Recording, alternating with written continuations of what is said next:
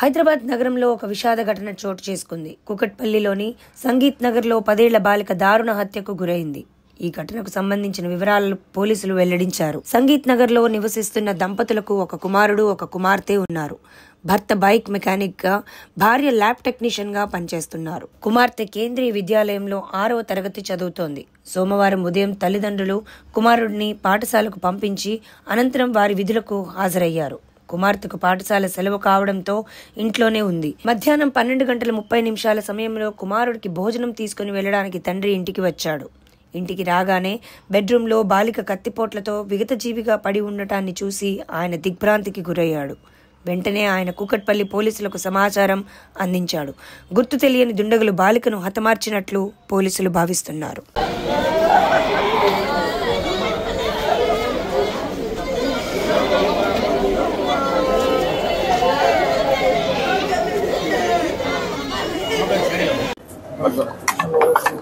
ఈరోజు మధ్యాహ్నం 1:10 మా కుకట్పల్లి పోలీస్ స్టేషన్కి ఒక డయల్ 100 సమాచారం వచ్చింది.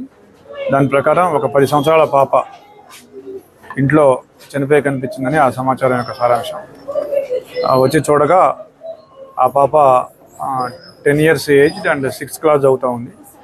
సో వాళ్ళ ఇంట్లోనే మంచం మీద పడి ఉంది. సో ఒంటిపై కత్తిపోట్లు ఉన్నాయి. సో ఇప్పుడు ఆ బాడీ చూసాము. తల్లిదండ్రులు చెప్పే వెర్షన్ ఏంటంటే వాళ్ళు 9 o'clockకి ఇద్దరు కూడా జాబ్స్కి వెళ్ళిపోయినారు.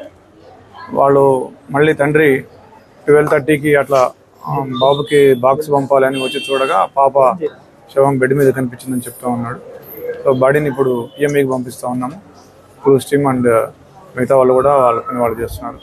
సో పోస్ట్ మార్టం రిపోర్ట్ వచ్చాక మిగతా విషయాలు తెలియజేస్తాం. Thank you. తల్లిదండ్రుల చెప్పేదాని ప్రకారం వాళ్ళు ఎవరి మీద అయితే ఇప్పుడు వరకు అనుమానం వ్యక్తం చేయలేదు. స్పెసిఫిక్గా ఎవరి మీద కూడా తల్లిదండ్రులు అయితే అనుమానం వ్యక్తం చేయడం ఇంకా తెలియదు. VR verify.